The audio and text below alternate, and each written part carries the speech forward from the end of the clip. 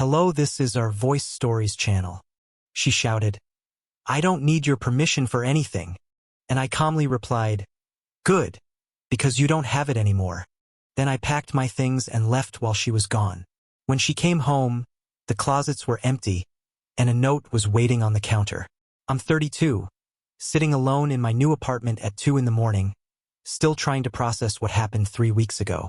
I never imagined I'd be the kind of guy to write one of these stories, but here I am, typing out the wreckage of a 4-year relationship that fell apart faster than I could blink. We'd been together for 4 years and living under the same roof for the last 2. Everything was 50-50, rent, groceries, utilities, furniture, all split down the middle like a modern, progressive couple. I really thought we were building a life together, something real, something lasting. But it turns out I was the only one thinking that way. It all began with a casual conversation, or at least it seemed casual at first. She was curled up on the couch, scrolling through her phone, legs tucked under a blanket. Out of nowhere, she said her ex was putting together a camping trip at some national park. A bunch of old college friends were going, just a group outing. Harmless fun, she called it. But my gut clenched the second she mentioned his name. This wasn't just any ex. This was the ex, the one she dated for 3 years before me. The same guy whose photos she hadn't deleted from Instagram until half a year into our relationship. The same one who still sent her birthday texts and always seemed to like her posts within minutes. I asked if she really thought it was a good idea to go. She barely looked up from her screen, saying I was being paranoid, possessive even.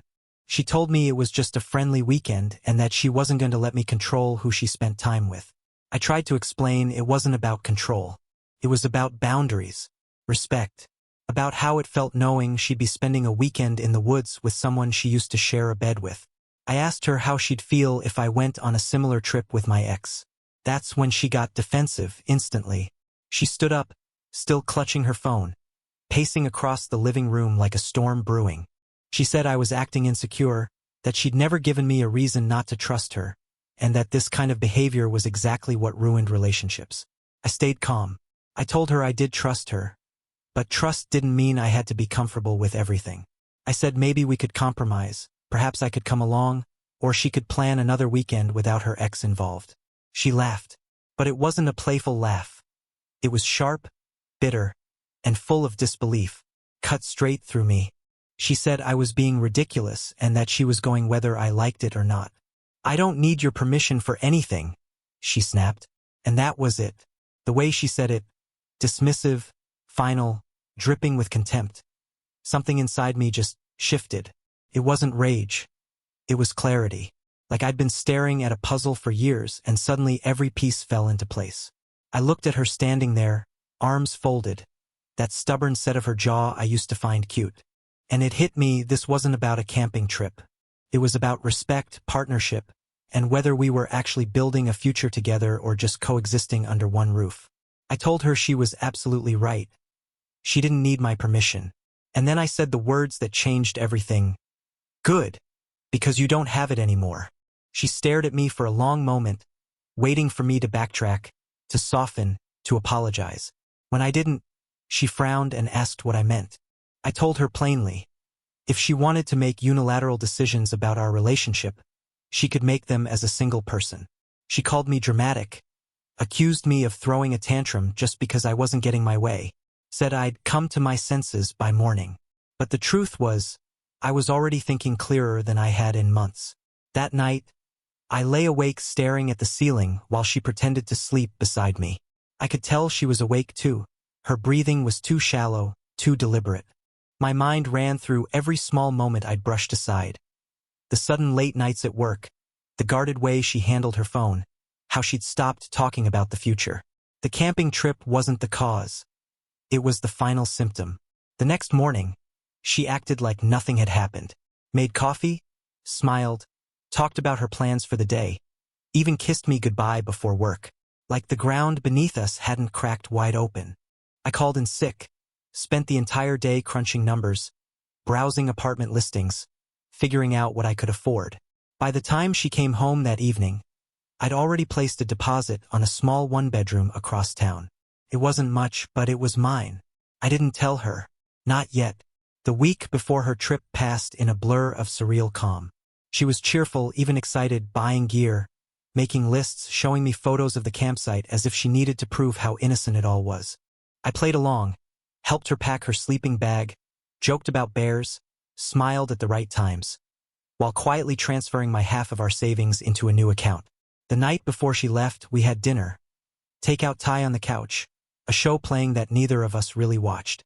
She kept glancing at me, nervous, waiting for me to bring up the trip again. But I didn't. Instead of bringing up the trip that night, I looked at her and asked something simple but loaded. Are you happy? Really happy with us, with our life, with where we're going? She blinked, caught off guard. That defensive look flickered across her face again. The same one she got whenever she felt cornered. Of course I'm happy, she said quickly. Why would you even ask that? I shrugged lightly, pretending it was just curiosity. I just want to make sure we're on the same page, I told her. She relaxed a little, smiled, and leaned in to kiss me. It was soft and gentle, almost nostalgic. She whispered that she loved me, that the trip didn't mean anything, that nothing was changing between us. I'll be back Sunday night, she promised. We can talk then, okay? I kissed her back and said, okay. Friday morning, she loaded the car with her gear, kissed me goodbye, and joked, don't burn the house down while I'm gone. I stood at the window watching her drive off, the taillights disappearing around the corner. The moment her car vanished, I turned away and got to work. The movers were already scheduled. 3 guys with a truck showed up an hour later, and by noon everything I owned was packed and gone. Clothes, furniture, books, electronics, all of it. Half of the apartment, my half, was stripped bare. The hardest part wasn't the furniture or the dishes. It was the photos. For years of our life printed in smiles and memories. Trips, parties, lazy Sundays, blurry nights. I left them all behind. Let her decide what to do with them. As I moved through the apartment, I cleaned every space I emptied. I vacuumed the floor where my dresser had stood, scrubbed the bathroom sink after clearing my toiletries. I didn't want to leave behind anger or chaos, just absence. Then I sat down at the kitchen counter, our kitchen counter, soon to be hers alone, and stared at a blank sheet of paper. How do you summarize 4 years of love, disappointment, and realization in a few paragraphs? I kept it simple. I told her I'd thought about what she said, about not needing my permission, and that she was right. She was a grown woman, free to make her own choices. But I was a grown man too, and I had the right to make mine. I wrote that I wanted a partnership where major decisions were shared, where respect wasn't optional, and where we considered each other's feelings not because we had to, but because we wanted to. I ended the note by saying I hoped she enjoyed her trip and found whatever it was she was looking for. That I wasn't angry, just disappointed that we clearly wanted different things from life and love. I placed my key beside the letter, took one last look around, and walked out. Date 1. She called me that Sunday night, 23 missed calls between 7 p.m. and midnight. I finally answered on the 24th call. She was sobbing, the kind of ugly crying where words come out mangled between breaths. Where are you? What the hell is this? Where's all your stuff? I'm at my new place, I told her. And I meant what I said, you don't need my permission anymore. I just made my own decision the same way you made yours. She exploded, said I was insane, that I'd overreacted to something so small. It was a camping trip, not a proposal, she yelled. I waited for her to calm down, then asked, so, how was it? Did you have fun? The silence stretched long enough for me to check if the call had dropped. Finally, she said, it was fine, just friends. Nothing happened. And oddly enough, I believed her. I really did. But that wasn't the issue anymore. I told her this was never about the camping trip. It was about respect, communication, and partnership. When I'd said I wasn't comfortable, I wasn't trying to control her. I was trying to express how I felt, to find a middle ground. She sniffled and said she understood that now, that she'd thought a lot about it all weekend, and that she wanted to fix things. I asked what she thought needed fixing. She paused, then admitted she could have handled it better, could have been more considerate. But disappearing like that, she said, that was worse. I reminded her that I had tried to talk, that she was the one who shut it down when she told me she didn't need my permission. Her voice cracked. Goodbye. So that's it? You're really done? 4 years gone, over one fight? It wasn't one fight, I said quietly. It was a pattern I've been pretending not to see. You see us as two separate people sharing space. I see us as a team, and we don't agree on what a relationship means anymore. There was a long pause. Then she asked if we could meet for coffee and talk things through. I told her maybe, in a few weeks, once we'd both had time to think. She cried again before hanging up. Update 2. 3 weeks later, she texted asking if I was ready for that coffee. I said yes. We met at the Starbucks near our old apartment.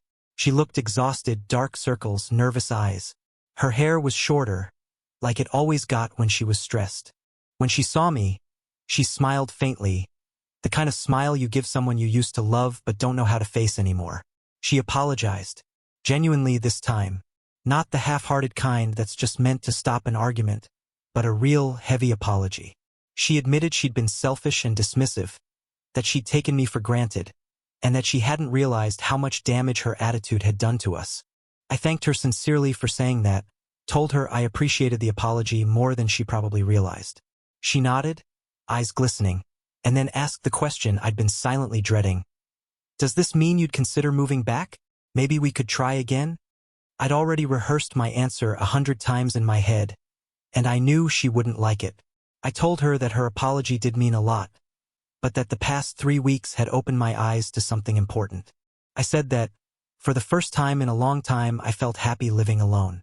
Not lonely, just lighter.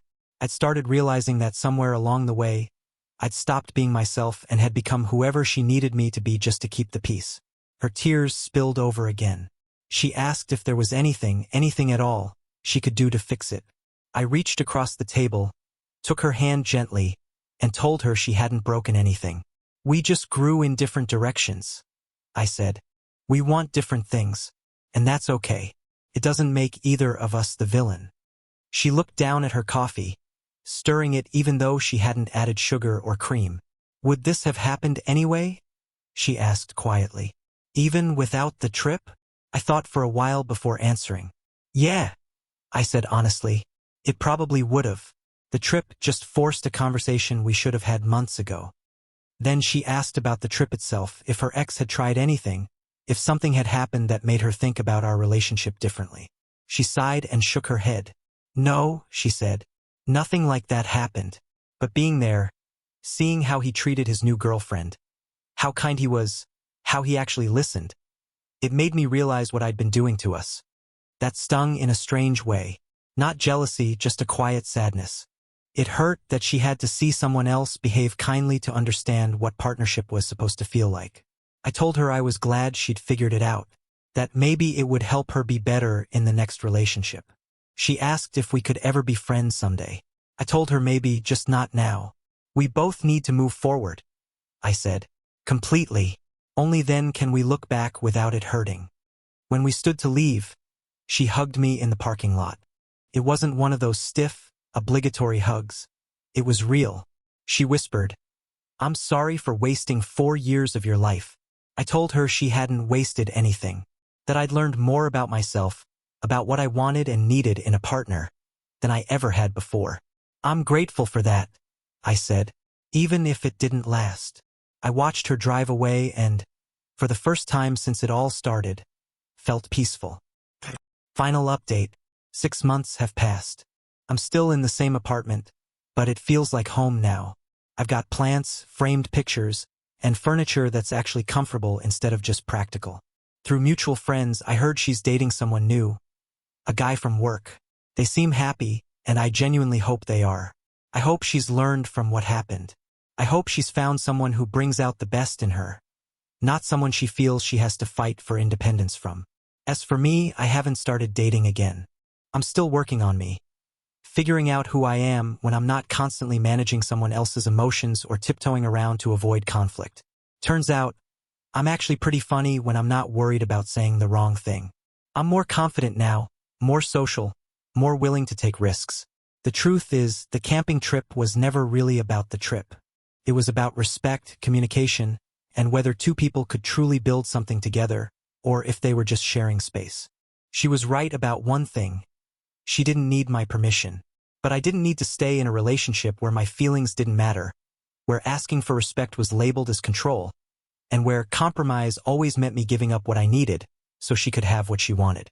Some people might think I overreacted, that I threw away 4 years over a single weekend. But those people have never been in a relationship where you slowly fade piece by piece until you barely recognize yourself. Moving out while she was gone might seem dramatic, but it was the only way to show her, and myself, that actions have consequences. Relationships can't survive without mutual respect. Shared rent and streaming passwords aren't enough. I don't regret a single thing. Not the relationship, not the breakup, not even the way it ended. Sometimes the kindest thing you can do for someone is show them that their choices matter. And sometimes the only way to save yourself is to stop trying to save someone else. Now, I'm learning to trust my instincts again. To speak up when something feels wrong instead of convincing myself it's fine. To see the difference between compromise and surrender. And for the first time in years, I'm genuinely excited about what comes next. About meeting someone who views partnership the same way I do. Someone who wants to build something real instead of just coexisting beside me. Because love isn't about not needing each other. It's about choosing each other. Every day. Even when you don't have to. Especially when you don't have to. The note I left her that day ended with a line I meant from the heart. I hope you find what you're looking for. And I think I'm finally starting to find mine, too. Not someone who doesn't need my permission for anything, but someone who values my input enough to ask. Someone who chooses us every single time. Goodbye.